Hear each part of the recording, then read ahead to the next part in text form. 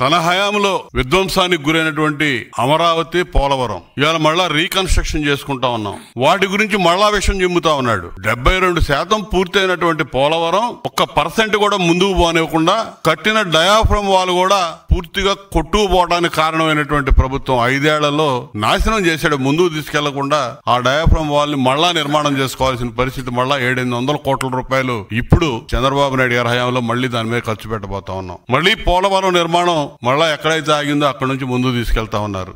Amaravati capital సిటీకి ఆ రోజున అసెంబ్లీ సాక్షిగా ఒప్పుకొని అడ్డం తిరిగి 3 ముక్కలాడాడి అమరావతి విచ్ఛిన్నానికి కారణమైతే ఈ రోజున మళ్ళా రీకన్స్ట్రక్షన్ కి మళ్ళా చంద్రబాబు నాయుడు గారి నాయకత్వంలో మళ్లీ పునాదులు వేసుకున్నటువంటి పరిస్థితి. మళ్లీ విషయం చెప్పటం మొదలు పెట్టాడు. ఈ 2 అంశాల మీద ఈ రోజు ప్రెస్ మీట్ లో కూడా మైనింగ్ గురించి మాట్లాడతాడు.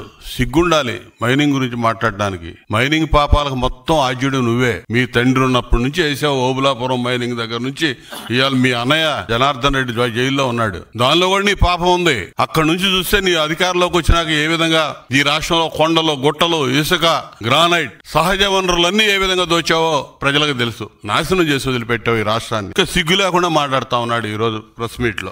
సూపర్ 6 హామీలు అమలు కాలేదని చెప్తున్నాడు. మొదటి సంవత్సరం నువ్వేం చేసావు అధికారంలోకి వచ్చినప్పుడు? ఈ రోజు చంద్రబాబు నాయుడు గారు 3,000 రూపాయలు 4,000 రూపాయలు చేసి పెన్షన్ మొదటి నెలలోనే ఏప్రిల్ నుంచి పెంచుతామని చెప్పి 7,000 రూపాయలు జూలై నెల 1వ తారీఖు పెన్షనర్లకు అందించి ఇలా భారతదేశంలో ఒక రోల్ మోడల్ గా నిలబడ్డాం. పెద్ద రాష్ట్రాల్లో కూడా ఇంత పెన్షన్ కోసం వెచ్చిస్తున్నటువంటి రాష్ట్రం లేదు. నువ్వు 3,000 రూపాయలు అధికారంలోకి వచ్చినప్పుడు ఇస్తానని చెప్పి వెంటనే ఇస్తానని చెప్పి 250 అని చెప్పి పెంచుకుంటా పోయావు. ఆ విధంగా మోసం చేసావు ఆ రోజు. ఈ రోజున సూపర్ 6 లో ప్రధాన భాగంగా ఉన్నటువంటి పెన్షన్ ని 4,000 రూపాయలు చేసి అందిస్తున్నటువంటి ఘనత చంద్రబాబు నాయుడు గారి కూటమి ప్రభుత్వాన్ని. గ్యాస్ సిలిండర్లు 2వ పథకంగా ఉన్నటువంటి గ్యాస్ సిలిండర్లు ఇలా 1 కోటి సిలిండర్లు మొదటి విడతలోనే అందించాం మహిళలకి.